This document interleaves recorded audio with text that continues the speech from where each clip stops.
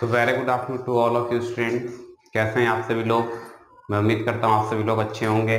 आज full lockdown है, तो कैसे ही आप लोगों का लॉकडाउन बीत रहा है? ठीक है, थोड़ा सा पढ़ते रहेंगे और थोड़ा सेहत पे खास ख्याल रखेंगे, ये बहुत ज़रूरी है क्योंकि जो मेन इंटेंशन है लॉकडाउन या ये जो भी चीज़ें जो भी रिस्ट्रिक्शंस बढ़ाए जा रहे हैं उसका मेन इंटेंशन यही है कि हम सभी लोग थोड़ा सा हेल्थी रहें। सो प्लीज़ आप सभी लोग थोड़ा सा अपनी हेल्थ को लेकर के कंसर्न रहेंगे, चीज़ें थोड़ा सा इस तरीके से अडॉप्ट करेंगे जिससे कि हमारा इम्यून सिस्टम बेहतर हो पाए। ठीक है, तो फिर आज की क्लास की शुरुआत करते हैं। दो न्यू इम्पॉर्टेंट क्वेश्चन से, एक इसमें इम्पॉर्टेंट है और एक उसका एज अ सप्लीमेंट्री क्वेश्चन रहेगा जो एग्जाम्पलर से रहेगा। तो फिर देखते हैं कि आज की क्लास में हम लोग क्या सीख सकते हैं। इम्पॉर्टेंट क्वेश्चन सीरीज में क्वेश्चन रहा sine y equals to x sine a plus y. ये आपको गिवन किया गया है और आपसे प्रूफ करवा रहा है sine square a plus y upon sine a, यानी d y by d x equals to sine square a plus y upon sine a solution. ठीक है, देखते हैं सोल्यूशन की स्टार्टिंग किस तरीके से होती है। देखो बच्चा, अगर इस फॉर्मेट को हम ध्यान से देखें तो जो हमें गिवन किया गया है, जो गिवन किया गया है वी है। मैं थोड़ा कोशिश करूंगा कि अभी थोड़ा सा बड़ा लिखूं। कुछ बच्चे बोल रहे थे कि थोड़ा सा सर अगर बड़ा लिखेंगे तो ज़्यादा बेहतर समझ आएगा, तो कोशिश करूंगा आज। देखो बच्चा, sine y equals to x sine a plus y, ये अभी जो इक्वेशन लिखी गई है ये लिखी गई है इम्प्लिसिट फॉर्म पर।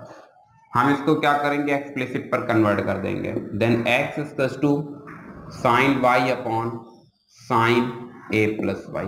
ठीक है, अभी इंडिपेंडेंट वेरिएबल क्या है, वाई, तो इसको किसके रिस्पेक्ट में डिफरेंशिएट करेंगे, वाई के रिस्पेक्ट में। ठीक है, तो d x upon d y equals to d upon d y sine y sine a plus Y.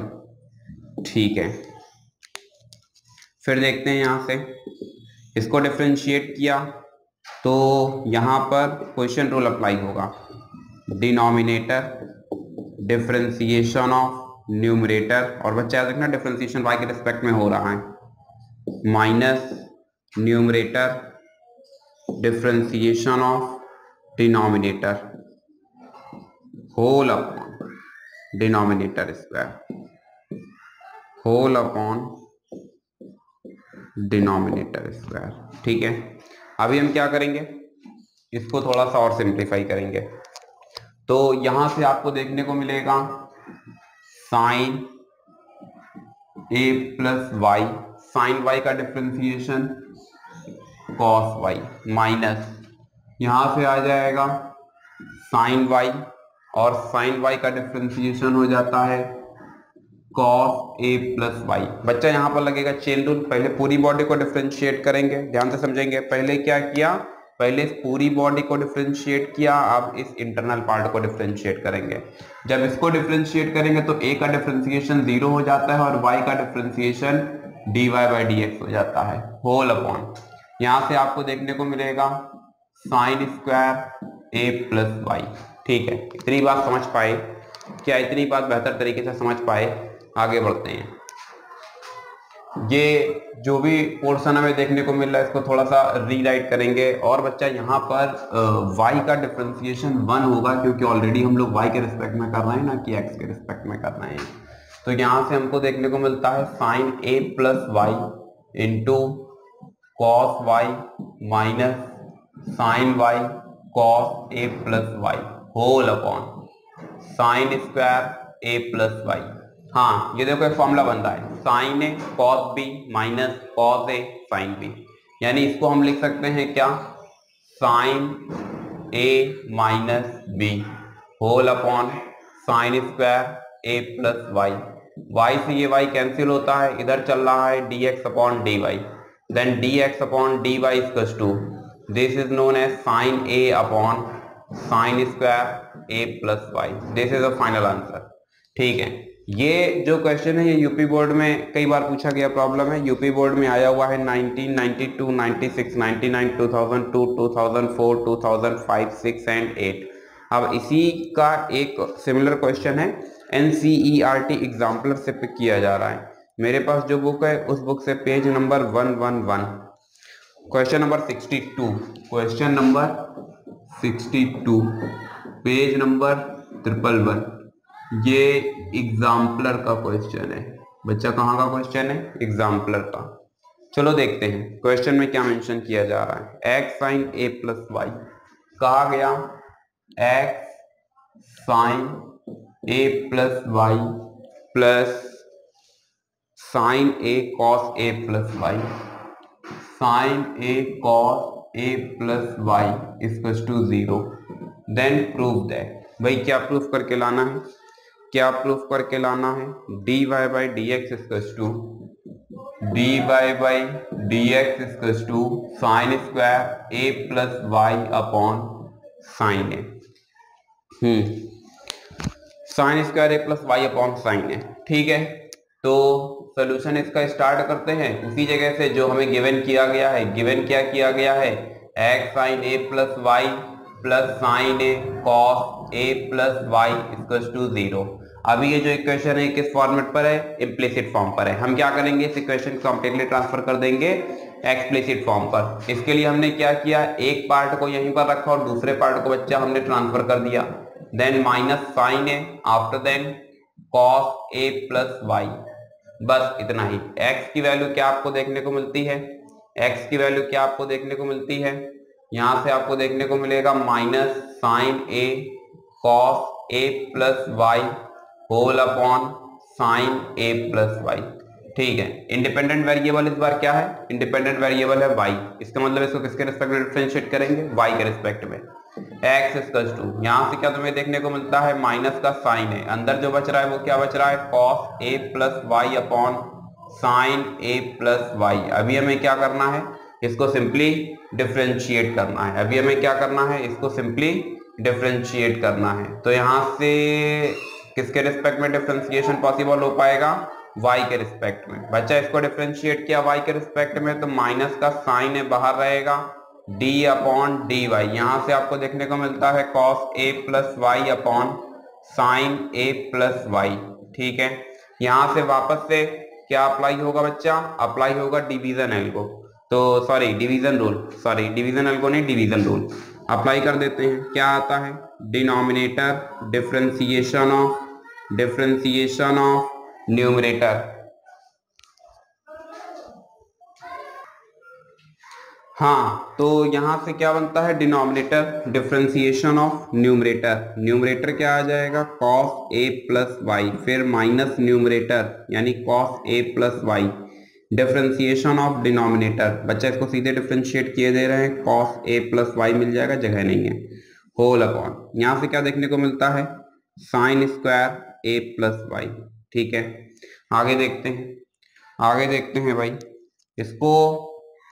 इसको हम फिर से रिप्रेजेंट कर सकते हैं dx upon dy equals to minus sine a. यहां से आपको क्या देखने को मिलता है? Sine a plus y, cos y का differentiation minus sine a plus y, after then minus cos a plus y, after then cos a plus y. अगर ध्यान से देखते हैं डिनोमिनेटर में बचेगा sine square a plus y. ठीक है, अगर बच्चे इसको हम ध्यान से देखते हैं तो ये हमें कुछ प्रॉपर चैनल पे चीजें देखने को मिल रही हैं। एक तो ये देखने को मिल रहा है sine square a plus y, दूसरा यहां से देखने को मिल रहा है minus sine square a plus y minus cos square a plus y. ठीक है, अच्छे बच्चों के तरीके दोनों टर्म से बताओ कुछ कॉमन हो रहा है। गुड, माइनस साइन कॉमन हो रहा है, माइनस इधर आया तो ये सब हो गए प्लस में। Sine square theta plus cos square theta क्या होता है? 1 होता है। तो ओवरऑल dx अपॉन dy की वैल्यू हमें क्या देखने को मिल रही है? Sine a upon sine square a plus y. ठीक है, इस क्वेश्चन में कुछ लोग कह रहे थे आंसर नहीं आ रहा है, थोड़ा सा दिमाग खर्च कर लिया करो। इधर देखो, हमें चाहिए क्या, dy बाई डी एक्स, हमने निकाला क्या है dx अपॉन dy, हमने क्या किया इसका रेसिप्रोकल कर दिया, तो क्या देखने को मिलेगा dy by d x equals to sine square a plus y upon sine a. अब सेम वर्किंग, अभी हमें क्या प्रूफ करवा रहा है dy बाई डी एक्स, हम लाए क्या है dx अपॉन dy। बच्चा क्या करना पड़ेगा, हमें इसको इसका रेसिप्रोकल करना पड़ेगा, तो sine square a plus y upon sine a, ये आ जाएगा फाइनल आंसर। अभी टैली हो रहा है, ठीक है, थोड़ा सा खर्च किया करो दिमाग, ठीक है। तो बच्चा ये क्या है, ये चीजें भी आपको प्रॉपर समझ आ रही होंगी, दोनों ही इंपॉर्टेंट क्वेश्चन है, ये बहुत बार पूछा गया प्रॉब्लम है, पूछा तो नहीं गया लेकिन पूछा जा सकता है, कोई बहुत बड़ी बात नहीं है, ठीक है। तो मैं उम्मीद करता हूं कि आप लोगों ने इधर का ये पूरा नोट कर लिया होगा। इसी सोल्यूशन के रेस से फिर नेक्स्ट टॉपिक को हम लोग पिक करेंगे। लास्ट क्लास में चला रहे थे क्या, पैरामीट्रिक, तो पैरामीट्रिक बेस्ड कई क्वेश्चंस मैंने आपको सिंप्लीफाई कराए थे, बताए थे। अभी आज की क्लास में क्या है, उसी सीरीज में कुछ और भी एक्स्ट्रा क्वेश्चंस को देखेंगे और समझेंगे कि हम कितना समझ पा रहे हैं और कितना सीख पा रहे हैं। पैरामीट्रिक क्वेश्चन की सीरीज में एक इम्पॉर्टेंट क्वेश्चन बनता है, क्वेश्चन नंबर 15 NCERT एग्जाम्पलर से, क्वेश्चन नंबर 50 NCERT एग्जाम्पलर से।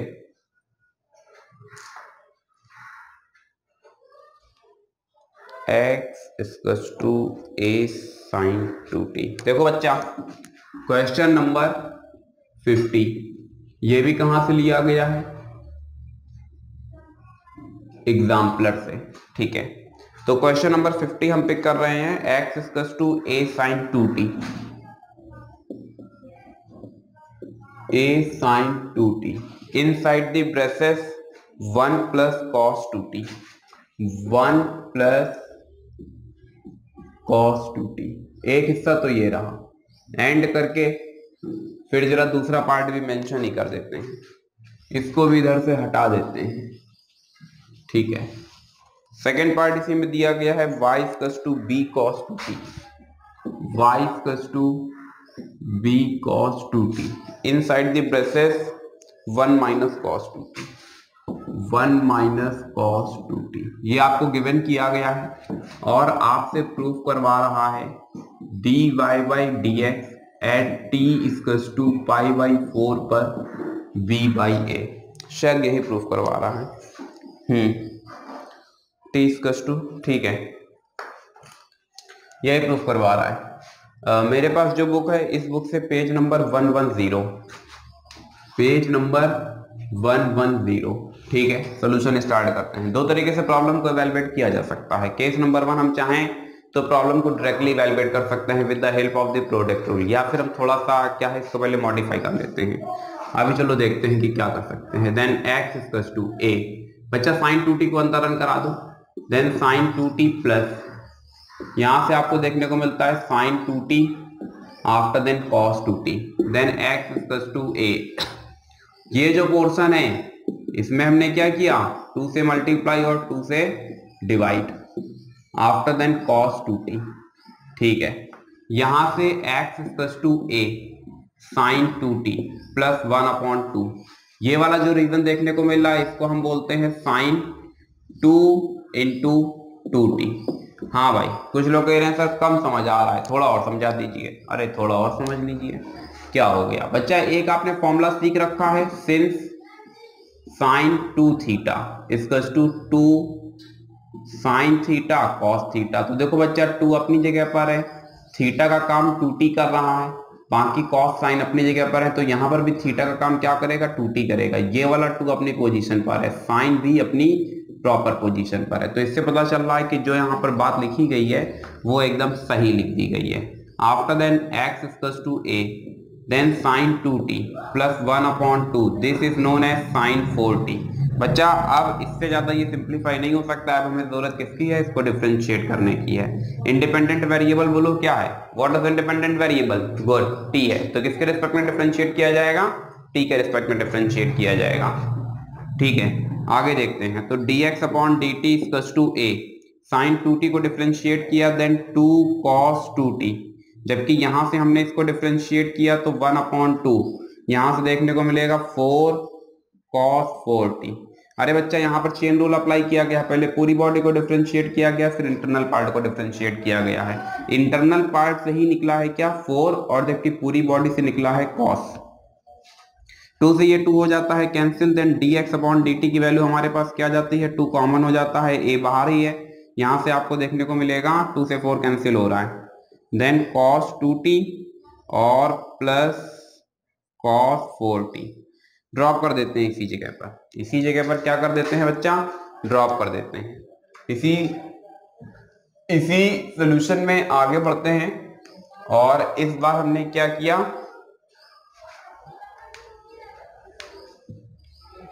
इस बार हमने क्या किया, y को अडॉप्ट कर लिया। अब जब y को अडॉप्ट करेंगे तो क्या देखने को मिलेगा, बोलो भाई 5 से y इक्वल्स टू b। बच्चा क्या किया, cos 2t को वापस से हमने अंदर रन कराया, देन माइनस का cos square 2t, cos square 2t, then y equals to b। अभी हमने क्या किया, cos 2t और बस इतना ही रखते हैं, इसको सीधे डिफरेंशिएट कर देते हैं, तो dy by dt equals to b।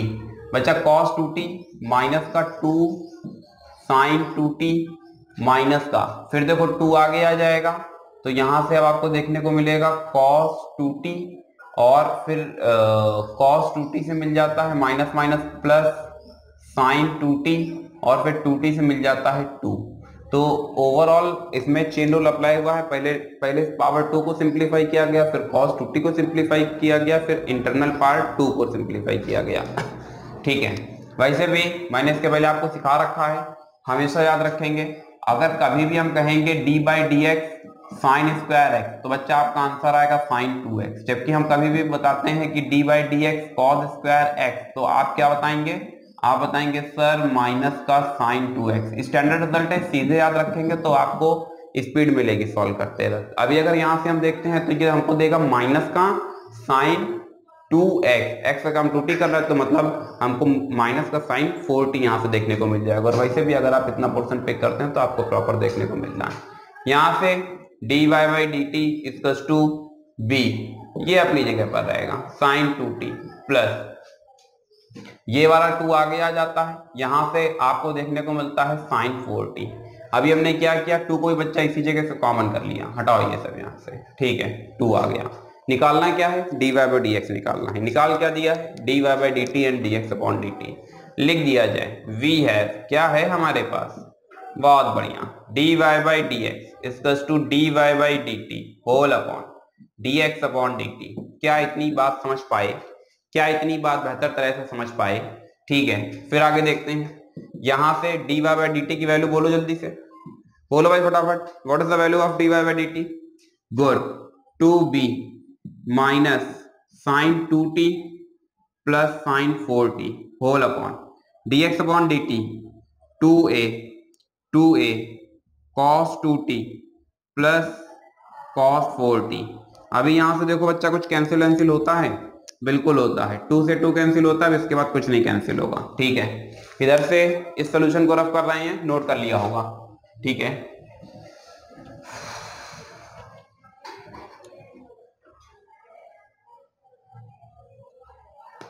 देखो बच्चा, अब हम क्या करने जा रहे हैं, dy बाई डी एक्स, ये शायद इसके पहले नहीं बताया है। जिस पॉइंट पर कहेगा t equals to pi by 4 पर डेरिवेटिव जनरेट करो, तो आपको क्या करना है, सब स्क्रिप्ट में बहुत छोटा सा लिख देना है t equals to pi by 4। फिर क्या करना है, जहां कहीं भी हमें t देखने को मिल रहा है उन सभी जगहों पर क्या आ जाएगा, पाई बाई 4 आ जाएगा। हालांकि b अपनी जगह पर रहेगा, माइनस साइन भी अपनी जगह पर रहेगा साइन, और बच्चा 2 t की जगह पर क्या आ जाएगा, t की जगह पर आएगा पाई बाई 4, ये बात सही है। फिर यहां से plus sine 4, what is the value of t, t is known as pi by 4, drop कर देंगे होल अपॉन, फिर बोलो भैया, यहां से आपको देखने को मिलता है cos a cos 2, what is the value of t, t की वैल्यू क्या है हमारे पास, t की वैल्यू क्या है हमारे पास, pi by 4 plus cos 4 what is the value of t? t की वैल्यू क्या है हमारे पास? π/4। ठीक है बच्चा, इतना सफिशिएंट है अपने लिए। अभी क्या करना है, अभी इसको केवल सिंप्लीफाई कर देना है। b/a अपनी जगह पर रहेगा, ये सिंप्लीफाई करते हैं तो माइनस का साइन π/2 प्लस का sine pi whole upon denominator से cos π/2 और प्लस का cos पाई। हम जानते हैं, क्या जानते हैं, बोलो भाई जल्दी से, क्या जानते हैं? साइन पाई की वैल्यू 0 होती है जबकि cos पाई की वैल्यू -1 होती है। पहले उसको उठा करके पुट कर देते हैं। b/a यहां से आपको देखने को मिलेगा -1 + 0 अपॉन 0 -1 ओवरऑल b/a -1 अपॉन -1। बच्चा मिल क्या जाता है? b/a। ये b/a किस पर्टिकुलर पॉइंट पर वैल्यू जनरेट की गई है? तो dy/dx एट t = π/4 पर। ठीक है, तो ये था अभी एक क्वेश्चन पैरामीट्रिक फंक्शन पर बेस्ड, आसानी से समझ आया होगा, अच्छा क्वेश्चन था। NCERT एक्सरसाइज 5.6 लास्ट क्लास में पढ़ाया गया था, मुझे नहीं लगता है कि वहां पर कहीं कोई दिक्कत होगी। जो भी डाउट्स थे वो आपके क्लियर कर दिए गए हैं और अभी चीजें आप आसानी से कैच कर पा रहे होंगे। ठीक है, अब आज की क्लास में हम लोग स्टार्ट करेंगे exercise 5.7। Exercise 5.7 higher order derivative based है, तो 5.6 तक कोई दिक्कत आपको नहीं होनी चाहिए। 5.7 अभी स्टार्ट करते हैं। ठीक है, तो 5.7 के लिए बच्चे इतना पोर्शन आपने नोट कर लिया होगा, यह पोर्शन आपने नोट कर लिया होगा, इसी को रफ कर रहे हैं।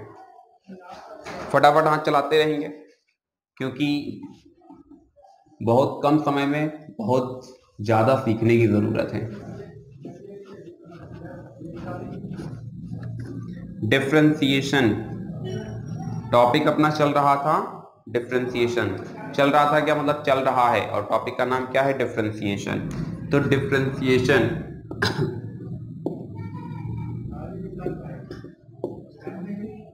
ठीक है, अब डिफरेंशिएशन की सीरीज में जब हम आगे बढ़ते हैं तो इसी सीरीज में हमको डेरिवेटिव, हायर ऑर्डर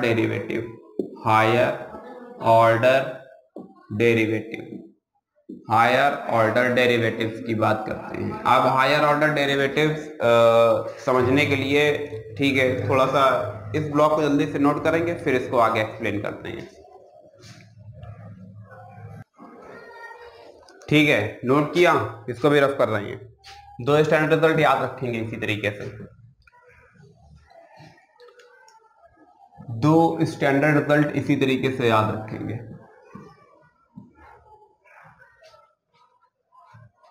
इसको भी हटा देते हैं।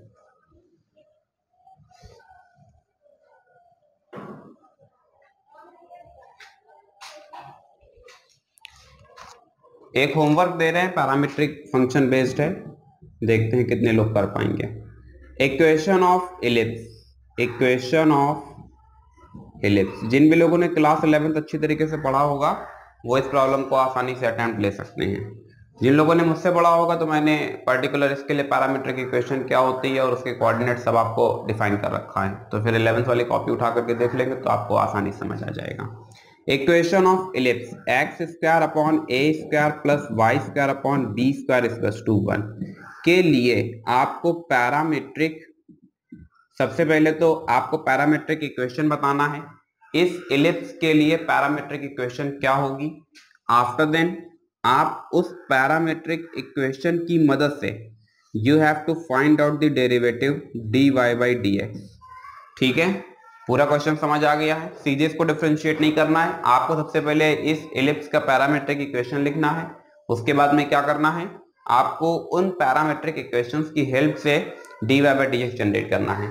जब कल इस क्लास को स्टार्ट किया था तो ये किस तरीके से किया था, क्वेश्चन नंबर 1 आपको याद होगा, सबसे पहले पैराबोला अडॉप्ट किया था, y² इक्वल्स टू 4ax, फिर पता था उसकी पैरामीट्रिक इक्वेशन क्या होती है, x equals to 80², y equals to 280, फिर उसको डिफरेंशिएट किया and after then we can easily find out the value of dy/dx। ठीक है, अपने मेन टॉपिक पर आते हैं। हायर ऑर्डर डेरिवेटिव की हम लोग चर्चा कर रहे हैं यहाँ पर।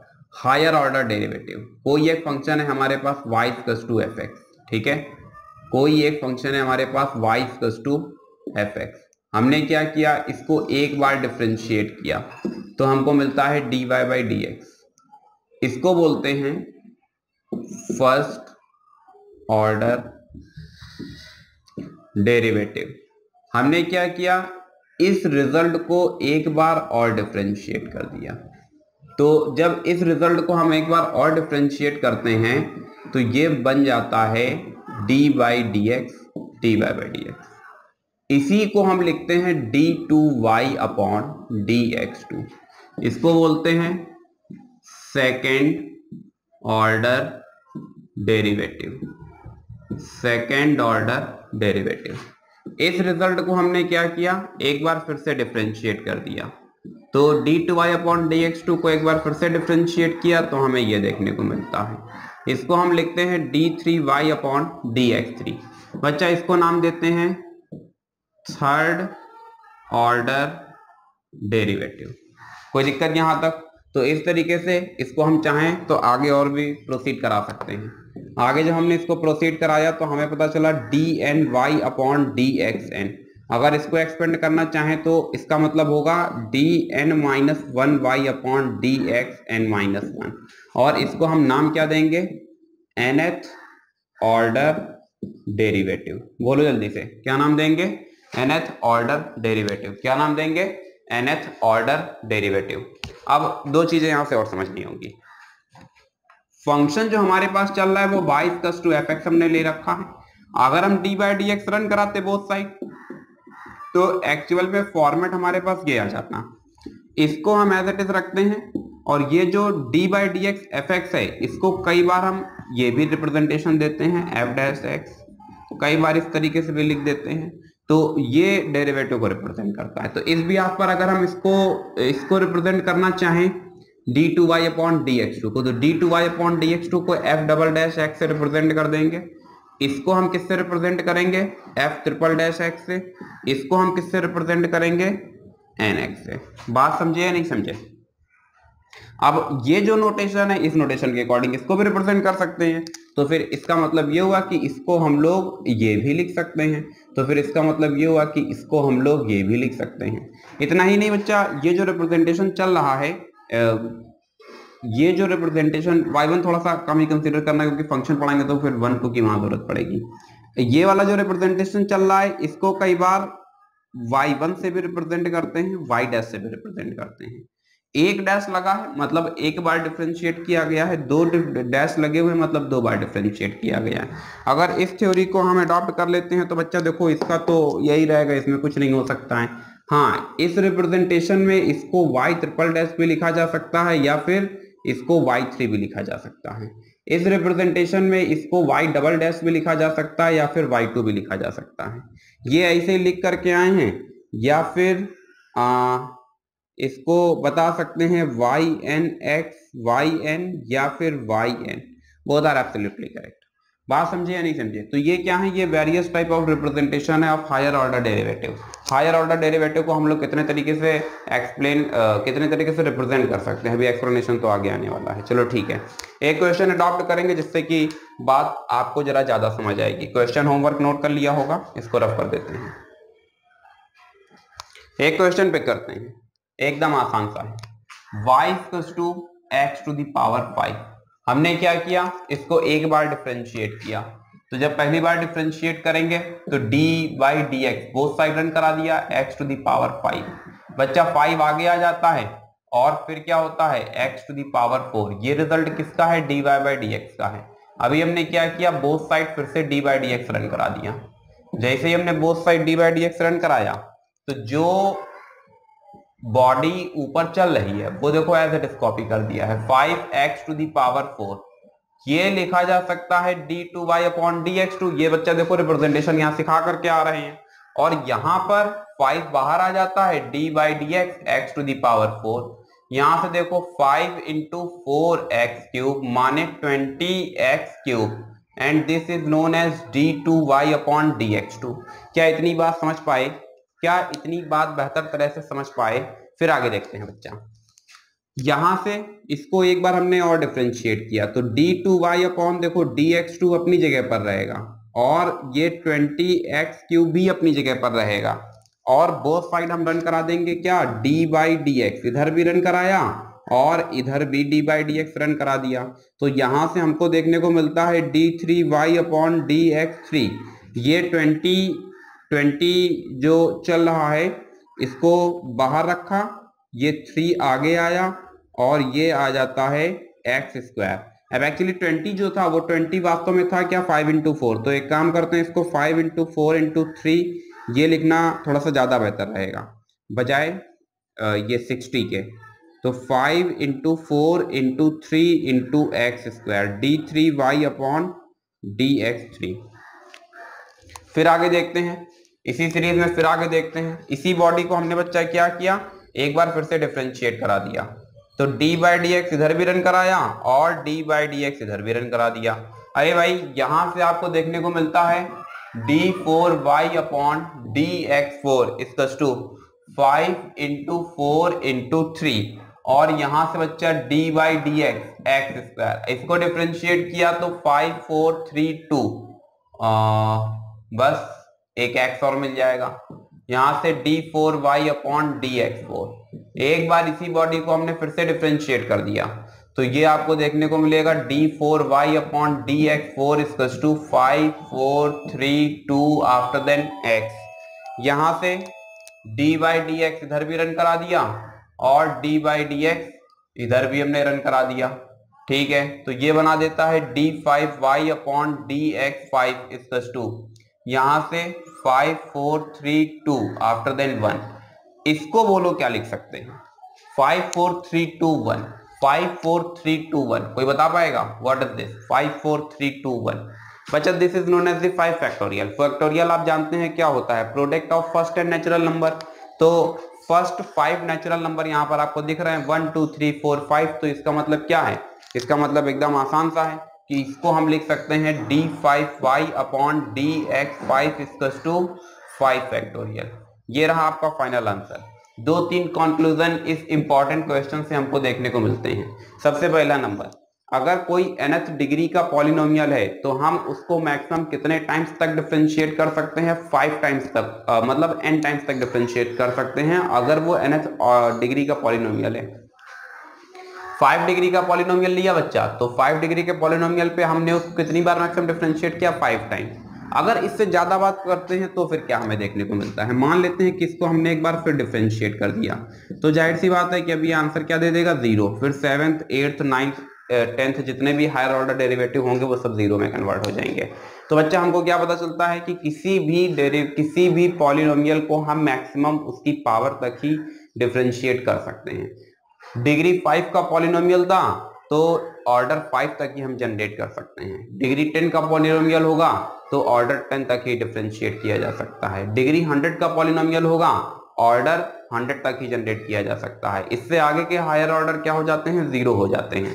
सेकेंड, जिस डिग्री का पॉलिनोमियल होगा अगर हम उसको मैक्सिमम ऑर्डर दे देते हैं जितना डिग्री है, मतलब डिग्री का जो पावर जो डिग्री है पॉलिनोमियल का जो डिग्री है वो अगर ऑर्डर के इक्वल हो जाता है तो आपको हमेशा जो नंबर जो पावर लिखा गया है उसी पर जो फैक्टोरियल चल रहा है वही मिल जाता है। मतलब 5 यहाँ था तो 5 पर फैक्टोरियल रन हो गया, यानी 5 4 3 2 1। सेम प्रोसेस अगर यहाँ पर 10 होता तो 10 पर फैक्टोरियल रन हो जाता। अगर यहाँ पर 100 होता तो यहाँ पर क्या हो जाता, 100 पर फैक्टोरियल रन हो जाता। क्या इतनी बात समझ पा रहे हैं? देख लेते हैं। हमने कहा d100 x 100 100, तो इसका मतलब है कि आंसर आएगा 100 फैक्टोरियल। हमने कहा dn upon dxn x n, तो बच्चा इससे आंसर क्या जनरेट होगा, n फैक्टोरियल। क्या इतनी बात समझ पा रहे हैं? अब देखो कंफ्यूज नहीं होना, ये फंक्शन एक्चुअली y के इक्वल था इसलिए यहाँ से y लिखा नहीं है, सीधे ही उसको रिप्रेजेंट कर दिया है। अब कोई भी व्यक्ति ये नहीं समझेगा कि xn से xn हम क्या कर देंगे, कैंसिल कर देंगे। कैंसिल यहाँ कुछ नहीं होगा, जो रिप्रेजेंटेशन जैसा है वो ऐसे रहेगा। मैं उम्मीद करता हूं कि ये चीजें आप बेहतर तरीके से समझ पा रहे हैं। अभी मैंने आपको केस सॉल्व करके दिखाया, एक्चुअली मोनोनॉमियल का केस है। This is a very special case of the polynomial. तो फिर ये है मोनोनॉमियल। अभी क्या है कि अगर यही चीज मोनोनॉमियल से हटा करके पॉलिनोमियल पर ले आते हैं तब भी कोई खास इंपैक्ट देखने को नहीं मिलेगा। जो आपको रिजल्ट देखने को मिल रहा है वो एज इट इज चलता रहेगा। क्या मेरी बातों को समझ पाए? क्या मेरी बातों को बेहतर तरह से समझ पाए? ठीक है, यहां से इस ब्लॉक को रफ करते हैं और फिर यही सेम थ्योरी अप्लाई करेंगे आकर के किस पर? हम लोग अप्लाई करेंगे आकर के पॉलिनोमियल पर। फिर देखते हैं कि क्या पॉलिनोमियल में कुछ हम नया सीख पा रहे हैं। चलो अच्छा, पॉलिनोमियल पर देखो अप्लाई कर रहे हैं। तो पॉलिनोमियल पर आते हैं। हमने एक सिंपल सा क्वेश्चन लिया, y equals to a x cube plus b x square plus c x plus d. y equals to a x cube b x square c x plus d. हाँ, अब मैं पूछूं कि अगर इसको मैक्सिमम कितने टाइम्स तक डिफरेंशिएट किया जा सकता है, तो आपने देखा कि ये कितने डिग्री का पॉलिनोमियल है? डिग्री 3 का पॉलिनोमियल है। तो मतलब इसको मैक्सिमम कितने टाइम्स तक डिफरेंशिएट किया जा सकता है? 3 टाइम्स तक। मतलब हाईएस्ट ऑर्डर डेरिवेटिव कितना जनरेट हो सकता है? ऑर्डर 3 का जनरेट हो सकता है। ठीक है, अगर मैं पूछूं कि इसका आंसर क्या होगा, तो देखो बच्चा, इसका कोफिशिएंट जो है वो वैसे ही रहेगा, ए अपनी जगह पर रहेगा। एक्स क्यूब से आप जानते हैं 3 फैक्टोरियल मिल जाएगा, तो फिर यानी 6a इसका आंसर होगा। चलिए देखते हैं जो बता रहे हैं वो सही बता रहे हैं या गलत बता रहे हैं। हमने क्या किया, D by d x both side run करा दिया। क्या रन कराया? D by d x both side. ये बच्चा डी बाई डी एक्स अंदर जाएगा तो 3a x² 2bx, यहां से c, d कांस्टेंट है, खत्म हो गया। यहां से देखो बच्चा क्या मिल रहा है, dy बाई डी एक्स। हाँ, तो मेरे प्यारे बच्चों, एक बार हमने क्या किया, डी बाई डी एक्स फिर से रन कराया। अब इस बार जब हमने फिर से रन कराया डी बाई डी एक्स, तो यहां से आपको क्या देखने को मिला भाई, डी बाई डी एक्स अंदर चला जाएगा, d2y upon dx2।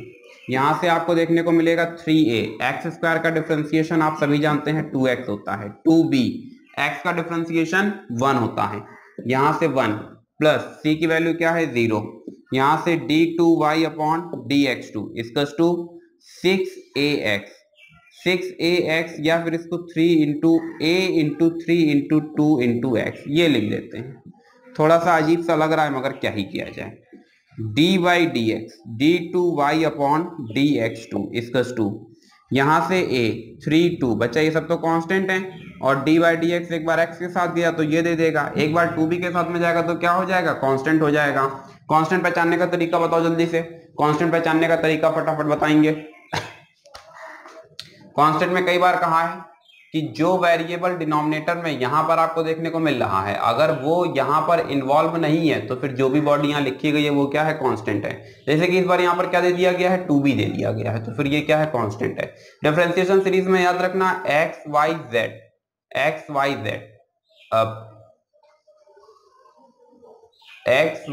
z u v w x y z, ये 6 वेरिएबल, मतलब जिस मेथड पर मैं पढ़ाता हूं उसकी बात कर रहा हूं, u v w x y z। Almost 90% cases में ये वेरिएबल का वर्क करेंगे, कांस्टेंट का काम नहीं करेंगे।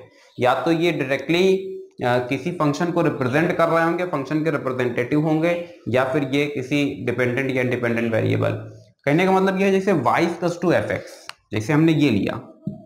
अब देखो बताते बार बार हम यही है कि जो वेरिएबल यहाँ पर है अगर वो यहाँ नहीं है तो इसका डिफरेंशिएशन 0 होगा, तो इस हिसाब से तो dy बाई डी एक्स भी 0 होना चाहिए, मगर नहीं होता है। रीजन ये है क्योंकि ये जो बच्चा y है ये असल में रिप्रेजेंटेटिव है किसका, x का, मतलब y के अंदर x इन्वॉल्व है। अब तुम समझ रहे हो कि तुमने y को 0 कर दिया, मतलब तुम्हारे अकॉर्डिंग फिर ये वेरिएबल नहीं है, ये भी कांस्टेंट ही है, मतलब सब कुछ कांस्टेंट हो गया। मतलब एक हिस्सा अगर ये 0 हो गया तो फिर पूरी होल बॉडी 0 हो रही है।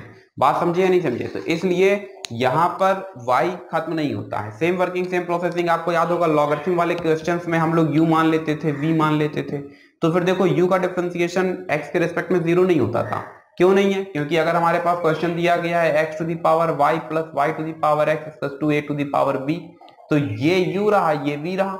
अब u क्या है, x to the power y है, तो समझ रहे हो ना, u जो है वो already function of x and y है, इसलिए वो 0 नहीं होगा। इतनी बात समझ आ रही होगी। डिफरेंशिएशन में इस कंसेप्ट को थोड़ा सा गहराई से समझने की कोशिश करेंगे, फिलहाल बार बार समझाते रहेंगे, बताते रहेंगे, तो एक दिन आप सीख जाएंगे। बहुत ज्यादा पेन लेने की जरूरत नहीं है आपको। x का डिफरेंशिएशन यहाँ से कुल मिलाकर के क्या मिल जाता है, 1 मिल जाता है। देन 3 2 1 यहाँ से कुल मिलाकर के 3 2 जा 6a, यही मैं आपको बता रहा था। तो अभी ये पूरा कंप्लीट सोल्यूशन समझ आया। तो यानी जो बात मोनोनोमियल पर लागू होती है वही बात किस पर लागू होती है, पॉलिनोमियल पर भी लागू होती है। आसानी से गेन कर पा रहे हैं, आसानी से सीख पा रहे हैं, ठीक है, अच्छा है। अब एक दो क्वेश्चंस क्या करते हैं, बुक से जरा अडॉप्ट कर लेते हैं। कहाँ पर हम लोग आ चुके हैं, हम लोग आ चुके हैं एक्सरसाइज 5.7 पर। कहां पर, एक्सरसाइज 5.7 NCERT टेक्स्ट बुक। क्या कहा, NCERT टेक्स्ट बुक एक्सरसाइज 5.7, ठीक है। एक्सरसाइज 5.7, एक्सरसाइज 5.7 ये NCERT टेक्स्ट बुक से क्वेश्चंस पिकअप किए जा रहे हैं। मुझे लगता है क्वेश्चन नंबर 1 आप इजीली अटेम्प्ट ले सकते हैं। Just like the question number 2 हम अडॉप्ट करना चाहेंगे, जो कुछ नहीं y के इक्वल दिया गया है, मतलब सिंपली लिख दिया गया है x to the power 20। तो हमने क्या किया, उसको y के इक्वल लेट कर लिया, y to x to the power 20। कह रहे सेकंड ऑर्डर डेरिवेटिव जनरेट करना है। सेकंड ऑर्डर डेरिवेटिव मतलब समझ रहे हैं, 2 बार डिफरेंशिएट करना है। हाँ बच्चा बोलो, सेकंड ऑर्डर डेरिवेटिव मतलब क्या, 2 बार डिफरेंशिएशन। कितने टाइम्स, 2 टाइम्स। यहां से इसको डिफरेंशिएट किया तो 20 आगे आ जाएगा और 20 में से 1 कम हो जाएगा, बहुत ही ज्यादा बेसिक हो गया है। यहां से 20x to the power 19, ये क्या है, ये है dy by dx। हमने क्या किया, इसी बॉडी को एक बार फिर से डिफरेंशिएट कर दिया, यहां से 20 after then x to the power 19। बच्चा अगर एक बार फिर से डिफरेंशिएट करना है तो क्या करना होगा, अरे भाई एक बार फिर से dy by dx रन करा देना होगा। ये कोई बहुत टफ चीज थोड़ी ही है। यहां से d2y upon dx2 equals to 20 into 19 x to the power 18। इसको सिंप्लीफाई कर लेते हैं, देन 19 2 जा 38 x to the power 18। This is a final answer. मैं उम्मीद करता हूं कि क्वेश्चन आसानी से समझ आया होगा। अब आप कहेंगे सर अभी तो आप मोनोनोमियल सिखा करके गए थे, तो वहां पर तो आंसर आपने कहा था पावर पे जो दिया हो उस पर फैक्टोरियल रन करा देना है। बच्चा वो तब था जब मैंने आपको बताया था कि डिग्री ऑफ मोनोनोमियल और polynomial equals to order of derivative. अभी बात समझे, अगर इस फंक्शन को 20 बार डिफरेंशिएट करें, if we differentiate the given function 20 times, then we get the 20 factorial. On the other hand, we have to differentiate the given body only on 2 times, and therefore we easily get the 380x to the power 80. Got it? Good. बहुत बढ़िया। आगे देखते हैं बच्चा, एक और question adopt करने की कोशिश करते हैं, एक और क्वेश्चन अडॉप्ट करने की कोशिश करते हैं। क्वेश्चन नंबर 4, क्या कहा, क्वेश्चन नंबर 4, क्वेश्चन नंबर 4 क्या आपको देखने को मिलेगा, log x y equals to log x y equals to question number 3 on demand चल रहा है, ठीक है। क्वेश्चन नंबर 4 के बाद में 3 बताते हैं। y equals to log x, अभी हमें क्या करना है, इसको एक बार डिफरेंशिएट कर देना है। देन d by dx, यहां से आपको देखने को मिलता है log x, यहां से देखने को मिलता है 1 upon x, then dy by dx।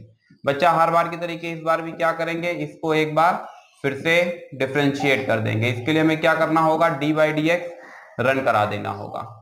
यहां से d2y अपॉन dx2 मिल जाता है, जबकि 1 अपॉन x का differentiation minus 1 upon x square. This is a final answer, ठीक है। क्वेश्चन नंबर 3 भाई देखिए ऑन डिमांड क्वेश्चन चल रहा है, इसलिए क्वेश्चन नंबर 3 को डिस्कस किया जाएगा।